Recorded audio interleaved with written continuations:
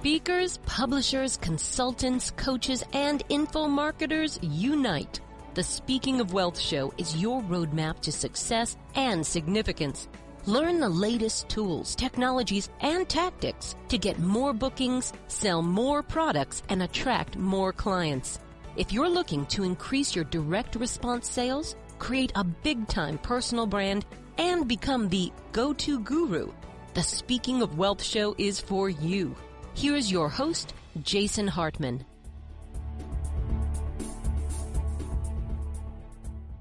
It's my pleasure to welcome my good friend, Ryan Daniel Moran. He is out with a new book, 12 Months to $1 Million, How to Pick a Winning Product, Build a Real Business, and Become a Seven-Figure Entrepreneur. The book is a small part of his resume. He's got a huge resume. He holds great conferences. He's the founder of capitalism.com and formerly Freedom Fastlane. He's bought and sold several businesses. He's just done incredible things at a very young age. And it's a pleasure to have him back on the show. Ryan, welcome. How you doing? Thanks, Jason. And I think we should clarify, a lot of podcasters will say, bringing my good friend onto the show, and you've met like twice. Right. Yeah. I mean, yeah. You've literally slept in my home. Yeah. So yeah. we should say actually good friend. Yes. I remember that convertible sofa I slept on. And that was the weekend I came out and we went to dinner with Tim Ferriss. Yeah, we did. Yeah. We did. You know what's funny about that, Ryan? That was actually a 4-hour dinner. I tell the story of that dinner in the book. Oh, do you really? Fantastic. Yeah, so I tell the story. First of all, we should just highlight the fact that Jason won this dinner with somebody that I'd wanted to meet with for a long time. He invites me. Jason flies across country to have this dinner, and then he tells me where it is. And it's in my condo building. It was downstairs in the restaurant. Yeah. Jason, he flies across the country, and all I had to do was hit ground floor on the elevator. Yeah. Like, what a baller. Jason Hartman is such a baller. It's just so cool. But I tell the story about how the one thing that Tim said at that dinner that really had an impact on my life was he asked, I think we were wrapping up dinner, and I said, Tim, there's one thing I would really regret if I didn't ask you. And he gave me permission. And I said, Tim, you've reached what a lot of people aspire to be in terms of level of success, in terms of notoriety and influence and wealth. And so what I want to know is, do you ever wonder if it's all worth it? And he laughed and he said, I don't remember hearing you ask that question. So yeah, what did he say? Well, what he said was, I've discovered there's a lot of things that are not worth pursuing, but the pursuit is worth it. And that always stuck with me, that there's a lot of things. It's like Ecclesiastes, meaningless, everything is meaningless. Right. Yet we create our own meaning with what we pursue. Yeah. I'm surprised you pick Ecclesiastes. That is my favorite book in the Bible, and you're an agnostic or an atheist. I don't know which one. But Ecclesiastes, I mean, King Solomon's brilliant. I'll put Ecclesiastes second on my favorite books. Yeah. The book of Esther is my favorite book. I named my daughter after the book of Esther. Yeah. And one day we should have, maybe not another Creating Wealth podcast, but a spiritual conversation. I have a feeling we agree more than where we disagree. Well, yeah. And by the way, I'll just speak to that for a moment and then we'll get to the point. I know that you were studying to be a pastor. You were going to be a religious leader. That was your goal. And then you changed your thing and became a capitalist. A religious leader of capitalism. Right. Yes. Exactly. And capitalism is arguably the most successful religion ever.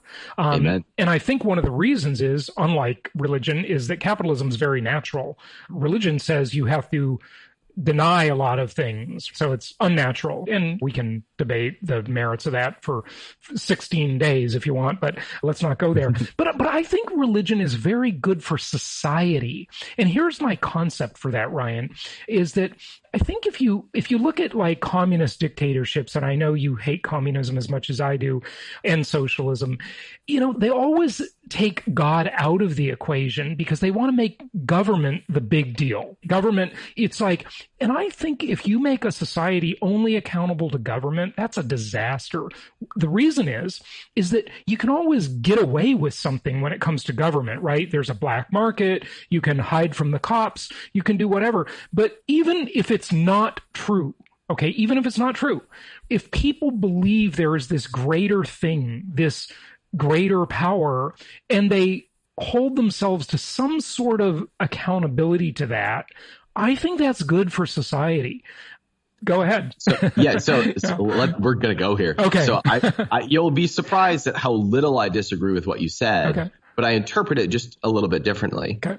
So if we look at a concept like marriage, marriage is another institution. Sure. Government's an institution, religious an institution, marriage is an institution, mm-hmm, which are really ways that we instill things that we like or things that we want to change into society. So religion has lots of great benefits. Mm-hmm. And I mean, they have physical benefits. People who are plugged into community live longer. Right. Yeah. Community is a big part of religion. And by the way, yes, I interviewed a famous atheist on my show. I can't think of his name right now, but he's written a zillion books on it. He's a big deal. And he says the one thing we don't have is community. That's where atheism, yes, totally blows it. Yeah. Yes. So we can instill those things into society through an institution like religion or through government. And just, we all think that a safety net, Jason, if you're going through a hard time and you're like, I need to sleep on your couch, I'm like, mm-hmm, come on over. Right. Like, I'll be your safety net, buddy. Mm-hmm. So we know that taking care of each other is a good thing. And so we instill it often through government programs. Right. The downside of all institutions is once the thing that we have instilled is no longer necessary, we tend to hold on to them. That's why it's hard to roll back government. Mm-hmm. It is why it is difficult to scale down programs that we don't like. It's difficult to change thoughts within a religion because they're instilled in us. So right, it's a double-edged thing where we instill what's important, but then it makes it more difficult to adapt to what is new. And I think that is kind of our role as human beings, to be pursuing what's new and then having conversations like this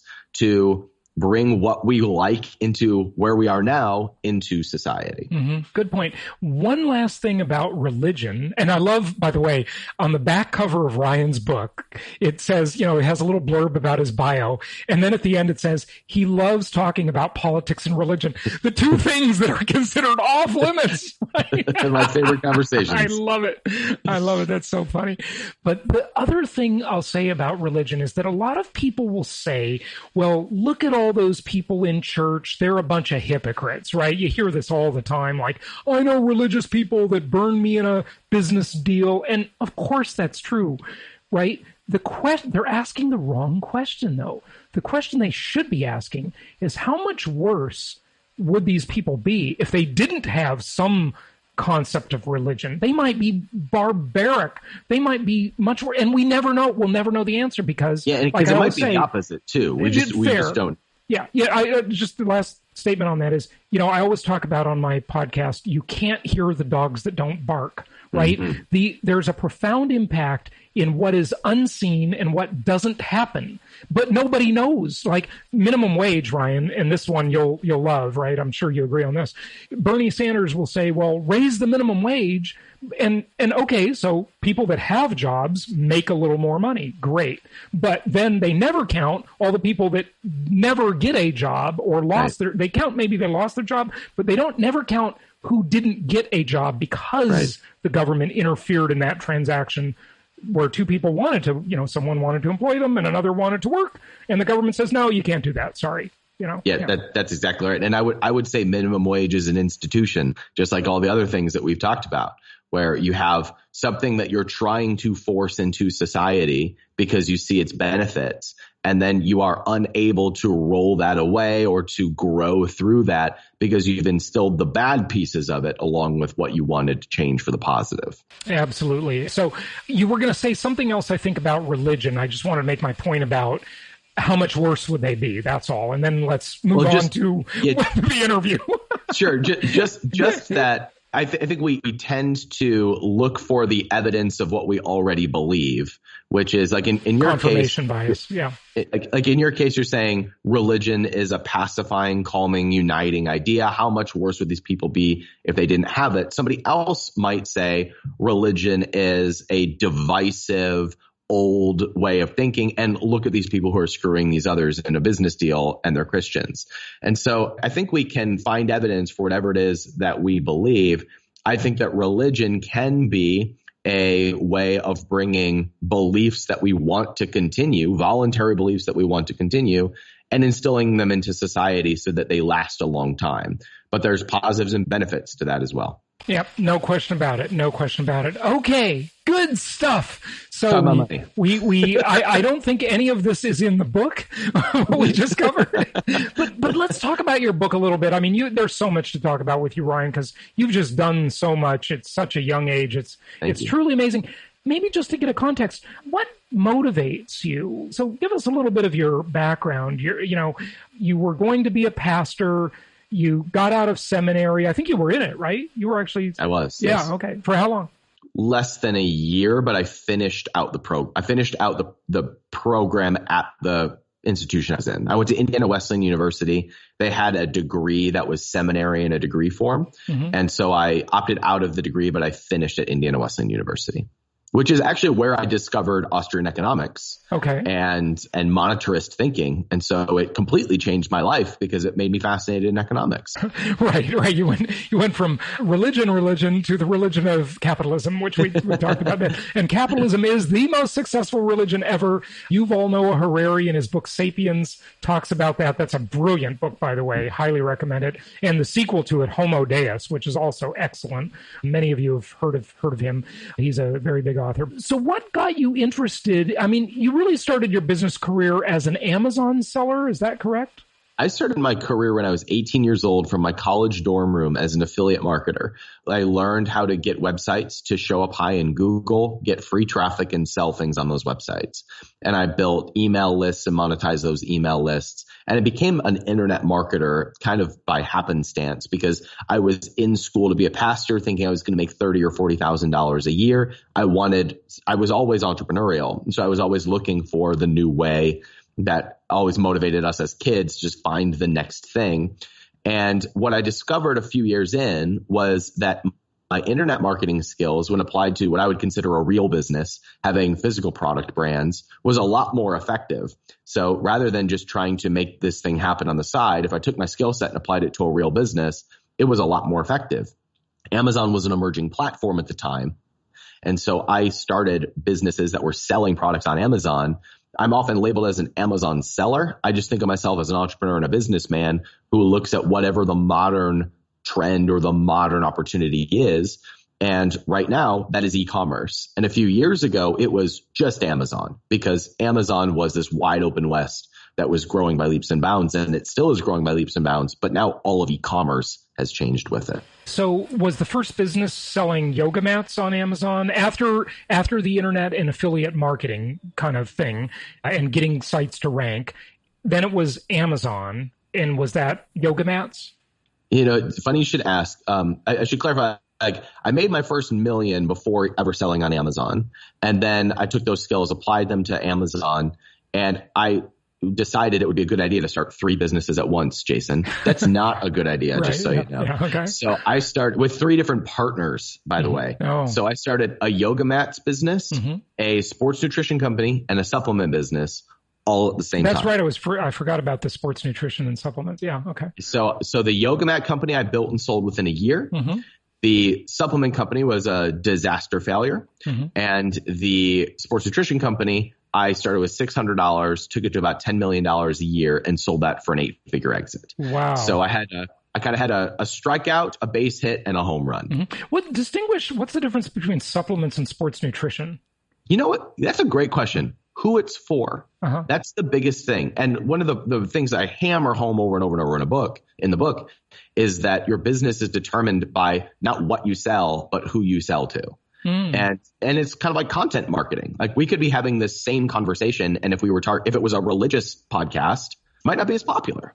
But since we're talking to entrepreneurs and capitalists and people are interested in the direction of the world, we can have this nice conversation that covers a variety of topics. So who you target determines how successful a business is, no matter it is what you're selling. So I had a supplement company that sold generic fish oil and things that everybody takes, which you don't have a target market when you're doing that. That business failed.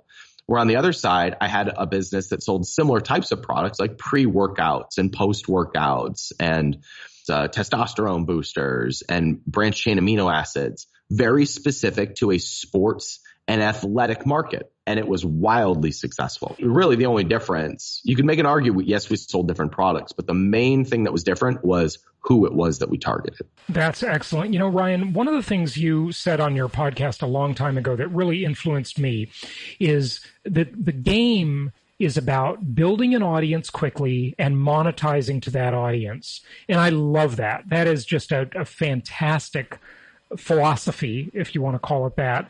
Can you expand on that idea a little bit? Yeah. And I would say the audience is the primary asset that all businesses are doing. At the time that we're recording this, Joe Rogan just announced that he signed a 9-figure deal with Spotify to bring his content over to the Spotify platform. And we all know that the reason Spotify paid $100 million to Joe Rogan was not because of the sponsorship revenue. It was because of the audience that was being brought over. He just legitimized spodcasts. They should call it podcasts. I love it. That's not a bad name.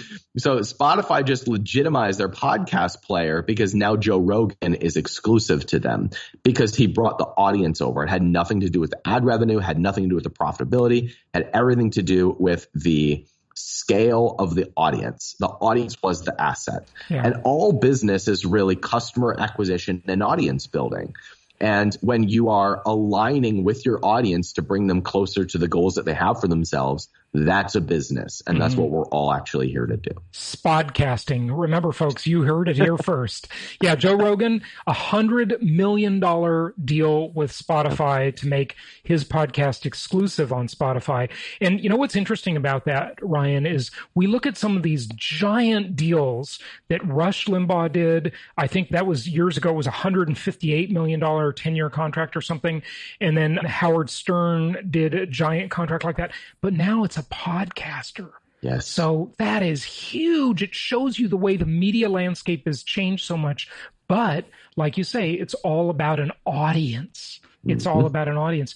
I wonder what the multiplier was on that deal, by the way. You know, you said it's not about the sponsorship, it's about the audience, but his sponsorship couldn't have been, I don't know, 20 million a year and he got a 5 times multiple. It has to be way bigger than that, right? I have no idea. Yeah. I mean, the most expensive podcast rate I've ever heard was a $38,000 per show sponsorship. Who's that? And so if Joe's is there or around there and he does maybe 3 ads an episode, let's just say it's 2. So he makes somewhere around $100,000, $80,000 to $100,000 per episode. Yeah. And he does 3 a week? Yeah. Okay. So $300K a week. Yeah. So $1 million a month. Yeah. No, yeah. It might be a 10 times return. Yeah. Wow. That's truly amazing. That's truly amazing. And it really shows you how the world is changing. Okay. So and Jason, he might get to keep the ad revenue too. We don't know this. We don't know his deal. Own the audience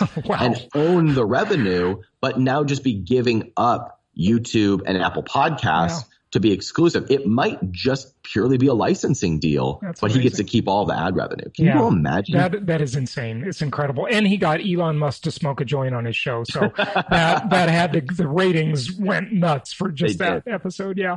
Yeah. Incredible. So build the audience, monetize to the audience, and you go through that in the book. So, before we get to that, you said e-commerce much more than just Amazon. Yes. Tell us about that. Yeah. So, I mean, Shopify is growing just as much as Amazon is now. I would consider anyone who sponsors the Joe Rogan podcast and sends them over to their own website to be in e-commerce. It's online shopping. And because of what we've seen happen in the last few months, online shopping has exploded even more to the point where even Walmart shoppers are now going online. So we are now seeing the laggard side of the adoption curve come into society. Right. We now have all retail stores have to have an online presence if they even want to survive. So that's e-commerce is not just shopping on Amazon. It is all online shopping, all online advertising, all online exposure. And that is just all commerce at this point. At some point, we'll drop the E and we'll just realize it'll that be it's called all commerce. Yeah, right. And that's interesting that you say we'll drop the E, because in the first .com boom, 1999, 2000, 2001-ish, that range, they stopped using .com. Of course, they used it. It's on their website. But they didn't refer to themselves as eTrade.com. They just said eTrade. Of course, we have a website. Duh. That's an interesting point that we'll drop the E. That's good. Okay, so how does someone do it? I mean, we've seen a few of these brands, but they seem to be very well funded when they're not doing the Amazon thing. A few that I recognize, the Quip toothbrush, for example, not on Amazon, at least last I checked. And the socks, I can't think of the name of the company, but, Tim Ferriss, who we had dinner with, was promoting Me Undies for a while, where they send you new boxer shorts every month. And these are outside of that. Is that what you're talking about when you say, or are you talking about getting your product into stores or with big retailers, or what goes on outside the Amazon world, if you would? Yeah, Good question. So my target market of the people that I serve are entrepreneurs who are starting their first 7-figure venture. That's my core target audience. And I'm probably the best in the world at helping an entrepreneurial minded person break 7 figures, sometimes go to 8 figures. That's my real wheelhouse. But what you're bringing up is just an extension of that, which is building a brand that has processes to acquire customers. And that can be a blend of Amazon and other advertising, or it can be focused on one channel like Shopify. But here's kind of my 3-stage approach that I give to most entrepreneurs. The entrepreneur who is sitting at their cubicle or at home saying it's time for me to get a piece of the multi-trillion-dollar pie that is e-commerce, I say, we'll break this into a 12-month plan that has 3 phases. Those 3 stages are each 4 months. The first 4 months I call the grind. And it is simply 4 months of making hard decisions that most people don't want to make. Like, who is my customer? What products am I going to sell? What's the first product I'm going to sell to them? How am I going to launch this? How am I going to fund this? The boring stuff that no one sees except you, right, and making those decisions to get them out of the way. So we got through that as fast as possible with the goal of having 1 sale. That's it. We got 4 months to take 1 sale of 1 product. The second 4-month sprint, which I call the growth, is about taking that 1 product and getting it to 25 sales a day. Why? Because 4 products at 25 sales a day is 100 sales a day. And at a $30 price point, that's $1 million business. It's like $1.1-ish million. So that is the second 4-month phase, is getting that to 25 sales a day. And you do that through basic advertising, by getting good reviews, by creating connections with your customers, by building an audience, and by doing the hard stuff that most people don't want to do for about 4 months. That's what it takes to get 25 sales a day. Okay. And then that unlocks the third stage, which is the gold, which is when we repeat that process over 3 more products. And now we've got the road paved so we can go a lot faster. We now have a customer base. We have systems. We have repeat customers. We know the advertising game. And so within 12 months, we can have 4 products selling 25 sales a day, which is 100 sales a day. And at a $30 price point is $1 million business. Wow. That's how I help entrepreneurs cross that first million. And from there, we can add in other things like podcast sponsorships or doing the MeUndies home delivery program. There are other things. Like a monthly program. Correct. Yeah. Yes. But most people who are getting into this game are not well-funded e-commerce disruptive companies. They're small 1 and 2 person shows that are building a business because they want to live life on their own terms, or they have an idea that they're excited to bring to market. So they can go the Silicon Valley route of raising a bunch of money and doing large customer acquisition systems, or they can do it in this way, which allows them to do it with very little capital, get up to speed very quickly, hit $1 million business, prove that they have a good idea, and then they're off to the races. That's fantastic. You really just clarified that. And let me give you a testimonial. When you say you're probably the best in the world, that may well be 100% accurate, because I know a lot of your students personally, and I've seen them build incredible businesses and have big exits too. So, more than $10 million exits. So, really, really, truly incredible. Thank you. So Ryan, the magic question probably everybody's thinking right now, or at least I am, what's the product? If you want to start a commerce business, not an e-commerce business, a commerce business, every business is a commerce business. What should you sell? What's the magic widget? How do you know what to pick? There's a plethora, there's a sea of products. Yep. We're all of us, I'm sure, have these kind of regrets, and I certainly do. I remember I was hosting, when I lived in Arizona, I lived a block from ASU, and I was hosting a birthday party for this cute girl, okay? And I remember I had a bunch of people over for her birthday, and I pulled out what is now called a selfie stick. And everybody thought, what is that? I had my old iPhone, many versions ago. This was maybe 2012-ish.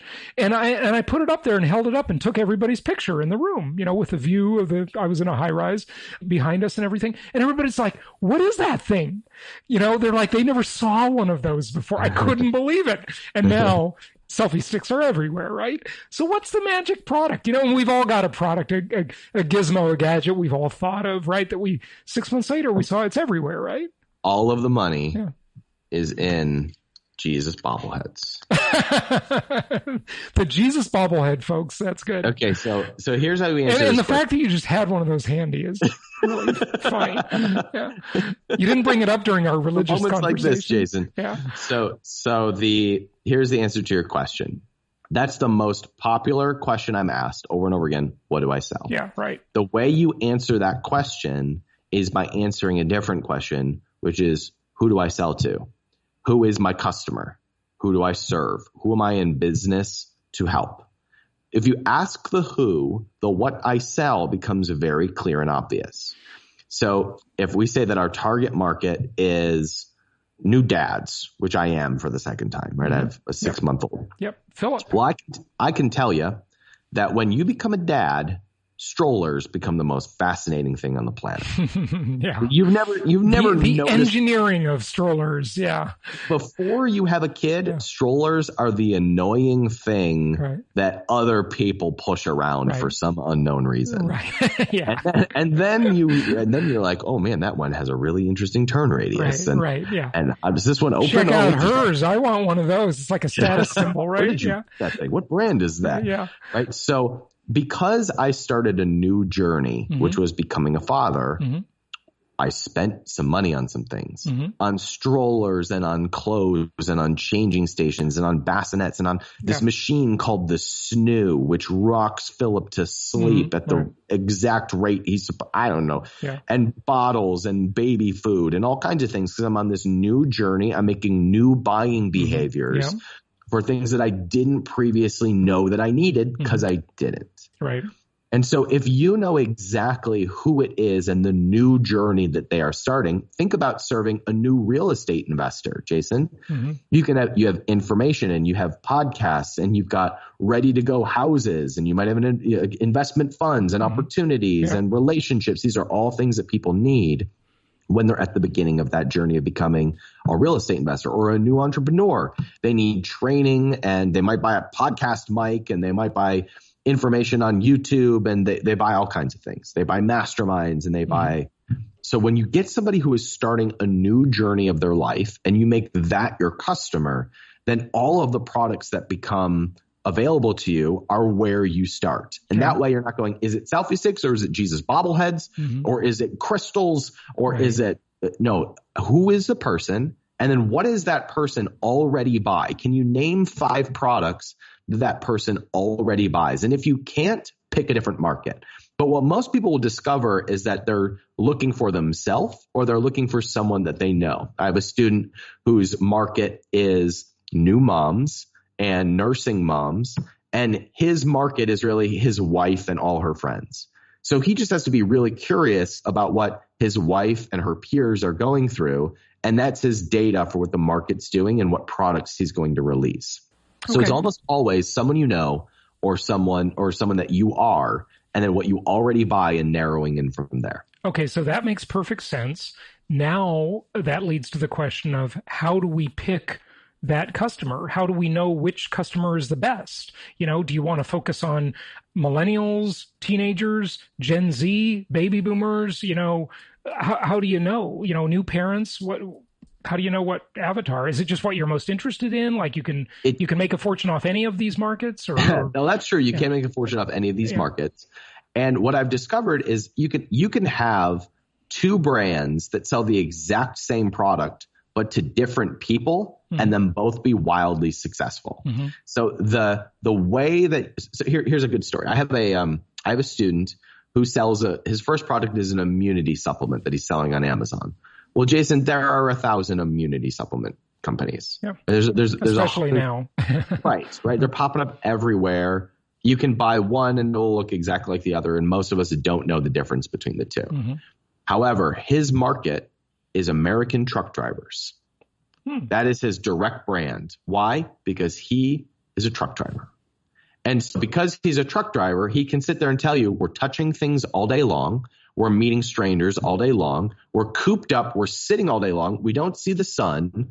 Like our immune systems are different because we're just under different circumstances than the rest of the world. So he started an immunity brand and a supplement brand specifically for truck drivers.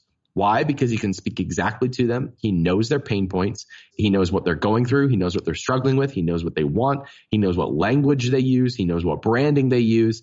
And because he's going to bring this product to market, the truck driver is going to be primed and ready for that brand that is made specifically for them. And he's able to serve them in a way that he couldn't have served them if he had just made a generic supplement company.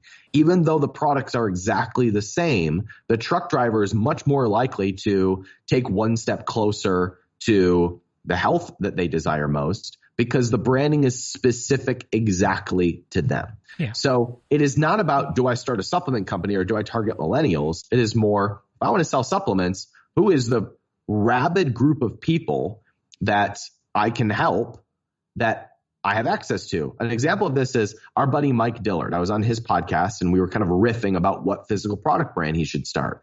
And I was like, Mike, you've got maybe 100,000 or 1 million people who follow you. My guess is that the thing that you struggle with most is how do I come up with an idea that serves all 100,000 or 1 million people? And he said, that's exactly right. I said, that's the wrong question. The question is, are there 500 people in my list of 1 million that would absolutely love something that I brought to market?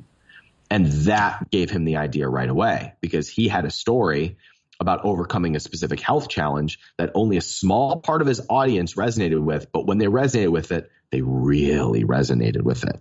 And that's when you know that you've got a multi-million-dollar winner. Okay, so narrow the focus. That's one element of that. So Ryan, narrowing the focus is key. And I think that's a very, very good point. So is the idea to find a specific market, like the truck driver example, but a big enough market at the same time? Are any distinctions there we should think about? In 2014, Dave Asprey brought mold-free coffee to the marketplace. Yeah, talk about a narrow market. There was no market for mold-free coffee. But he did have an audience at the time that was interested in biohacking. Mm-hmm. Now, had Dave Asprey wanted to be a coffee company, his second product would have been a dark roast. Right. But it wasn't. It was MCT oil, then bulletproof bars. And now you can go to a $15,000 retreat to use his biohacking gear, right? So no, it is not about finding a market that is big enough. It is about finding a group of people that are on a journey that goes deep enough. Mm-hmm. And if you're just committed to serving that group of people along the journey, more people will enter in the journey. You gather more market share. You come out with more and more products. That is the key to hitting 7 and 8 figures. Okay, good. So it's kind of, like you could also maybe think about this like the long tail. The concept of the long tail is a niche market, but that niche market can grow and it starts picking up other early adopters from outside of itself. Now, probably not a lot of people become truck drivers suddenly in the prior example, but maybe well, you know what? It's like airborne, right? That teacher invented that airborne stuff. And, I don't know if that was meant for like people flying or if it was just that disease is airborne, right? Or I'm not quite sure of that message, but it seemed to resonate that expanded way beyond, but that was a school teacher. Like she could have said, hey, this is a supplement for school teachers to not get sick from all those kids touching everything, right? So I don't know if you know this, Jason, that's exactly what she said. Yeah. Oh, okay. So that's exactly how it started. Mm-hmm. It was a supplement for teachers. And because it was so specific to teachers, she told that story over and over and over again. It got a little bit of a raving fan base. Right. And then she got on Oprah. Yeah. And so what people will say is, oh, well, yeah, she got on Oprah. Yeah, right. Which is true. But the reason she got on Oprah was because she developed a brand that was specific to teachers. Mm-hmm. And when Teacher Day came up on Oprah, the teacher entrepreneur got featured on Oprah. And then the thing went crazy. It's kind of like, you know what Cliff Bars are, sure, Jason? I have them, yeah. So they have too many carbs, though. Yeah, but do you also know what Luna Bars are? Yeah, I have Luna Bars. All right, cool. All right, so have you ever eaten a Luna Bar? Yes. What's wrong with you? I don't think they're very good. I mean, I have eaten them. Well, but, Jason, the Luna Bar is for women. Oh, I didn't know that.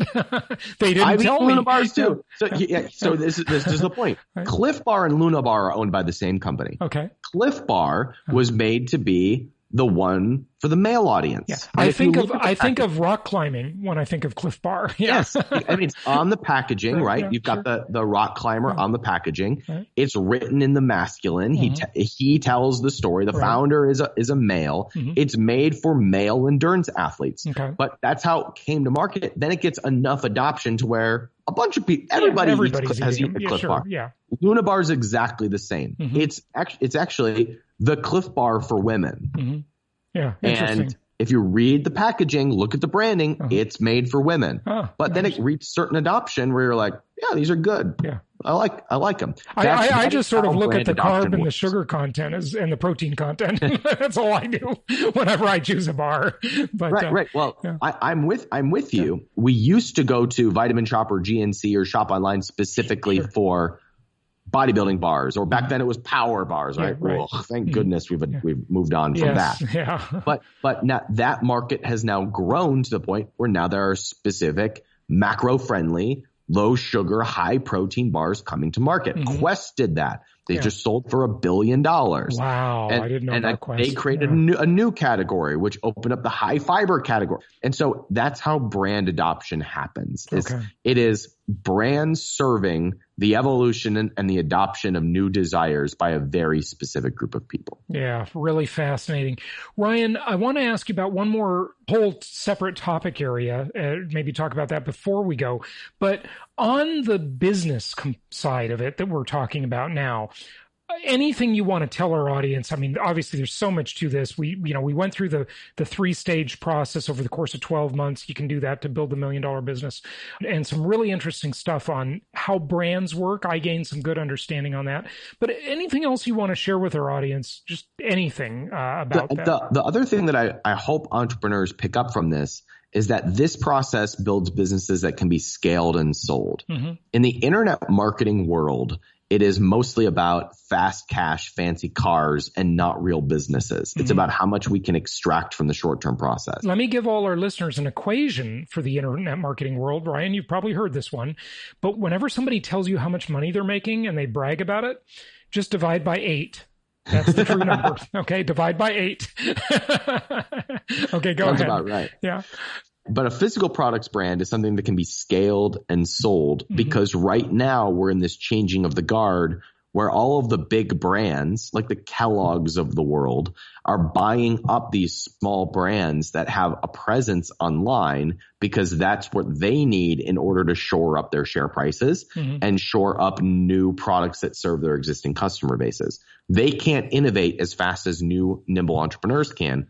So they're buying up the little brands. Even the brands that just do a few $1 million a year are being bought at high valuations because big brands are after the person that they target more than they're after the product. Very interesting. Very interesting point. Okay, good stuff. The other topic I want to cover with you quickly is you and I both met because you like real estate investing. And just thought I'd get your thoughts on where we are now, where we're going. I have 2 months ago, and the time frame we're in is pandemic era, folks. So just if you listen to this podcast much later, so you have a point of reference.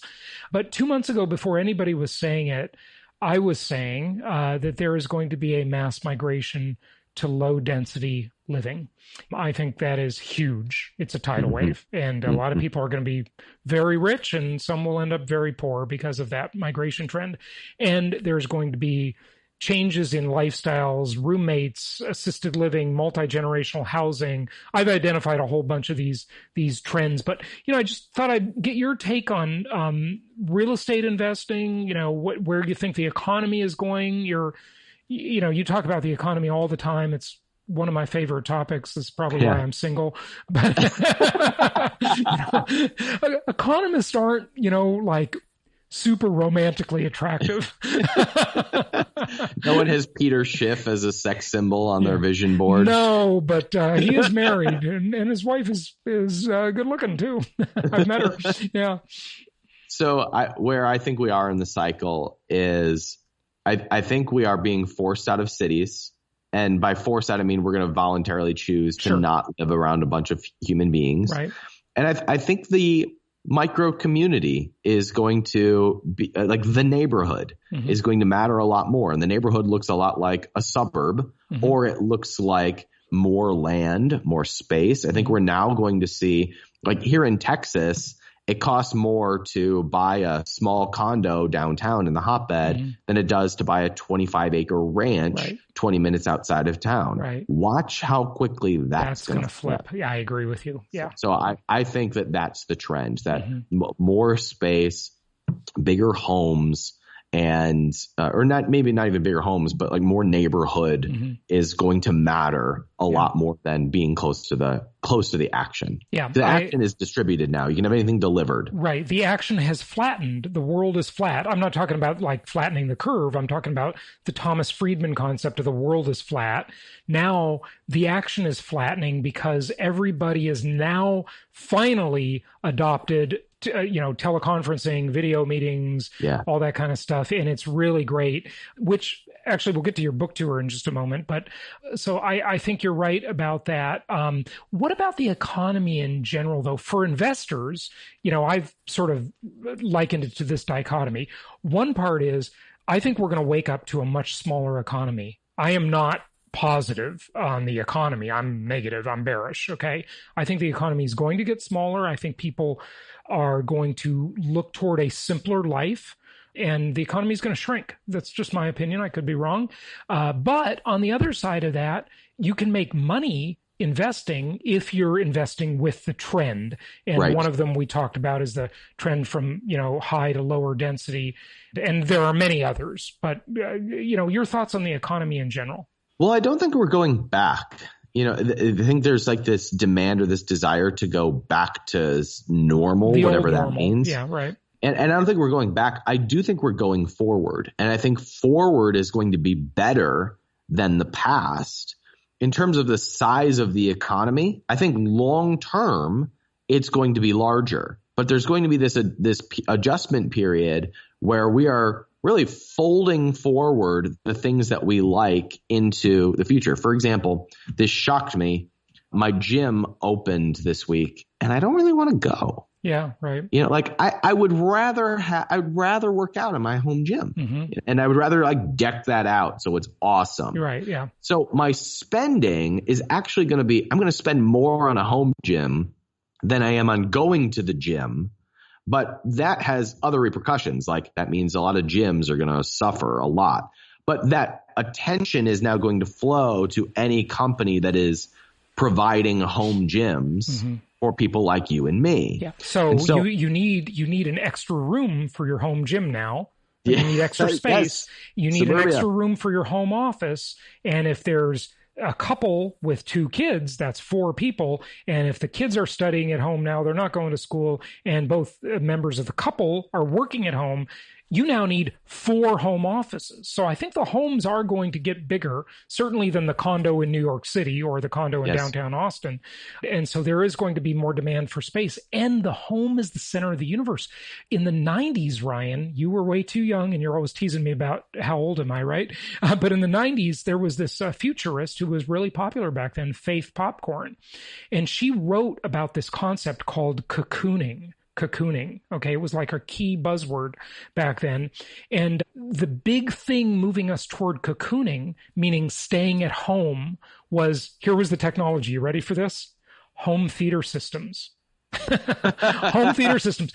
Why do people need to go to the movies? Why do they need to go to a Broadway play? We've got these big screen TVs now that we didn't used to have, and these great sound systems. So you can just enjoy all this at home, and you can cocoon. And now we've got the internet, the home office, the home gym, everything.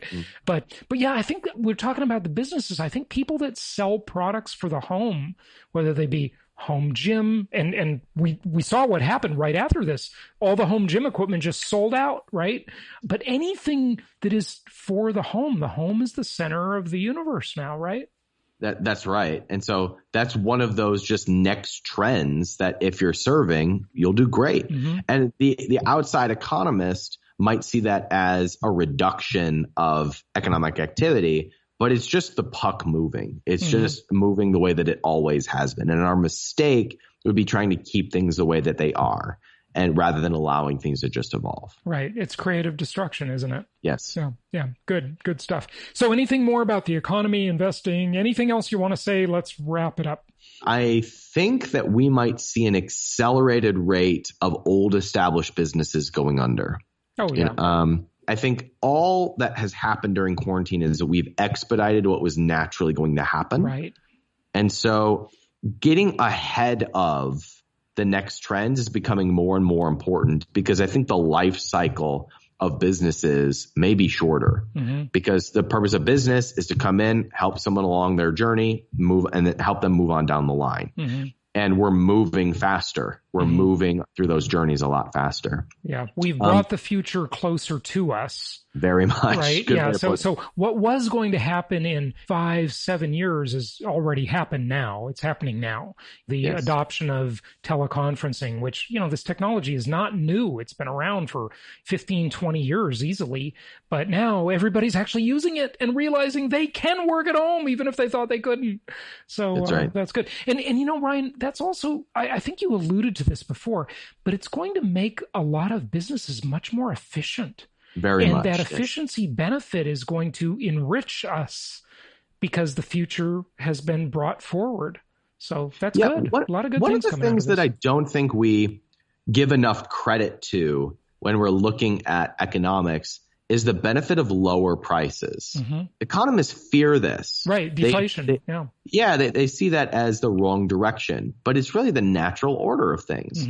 So, for example, had we not intervened at all with any stimulus plan in this pandemic, then you would have had a natural downward pressure on everything. Prices would have come through the floor. And we do see that. And so we see it at the gas pump, for example, right? But we would have seen it in wages, which people would decry, but standard of livings would actually go up because things would be so cheap. Housing prices would come down, stocks would come down, prices, everything would come way down. But we've been inflating our way through it to keep prices at a certain level. I don't think we give enough credit to the benefit of lower prices, which is what stimulates demand and allows us to go after the things and the goods and services that we want faster. So a lot of your students use Chinese manufacturers, and that supply chain has been disrupted, obviously. And now, even though the supply chain is coming back online, there's been some demand destruction, there's been some supply destruction, and that's supply demand shock is what that's called. But a lot of people are looking to onshore those supply chains and diversify them at least. Some of it's moving to Africa or other low-cost places, but some of it's moving back to the U.S. Is that going to cause inflation, or will increased efficiencies offset that? I don't think productivity increases inflation. Mm-hmm. I think government policy increases inflation. Monetary, then. Yeah, right. I mean, we say Federal Reserve is independent of the government. It's really the fourth branch of government, right? So I consider the Federal Reserve a branch of government. Sure. It's government policy in my mind. Right. But I don't think productivity ever increases inflation. Intervention does. So we might see inflation happen, but I don't think it's going to be because we're bringing production onshore. Mm-hmm. Good stuff. Ryan, give out your website and wrap it up with any closing thoughts. My website's super hard to remember. It's called capitalism.com. And my podcast is also called capitalism.com. And I wrote a book. It's really good. You should get it. It's called 12 Months to 1 Million. It's how to pick a winning product, build a real business, and become a 7-figure entrepreneur. Fantastic. That's great. I think the only person who can't remember the title of your website is Bernie Sanders. I thought you were going to say Joe Biden. Yeah, well, Joe Biden can't remember anything. Well, when I go to the Capitol, you know the website. That was Joe Biden. There you go. It's funny to see him trying to stream from home, isn't it? It's pretty hilarious. I feel bad for the guy. Yeah, I do too. Well, good stuff. Ryan Moran, thanks so much for joining us. It's been awesome talking to you, as always. Always a blast hanging out with you. Thanks so much for having me.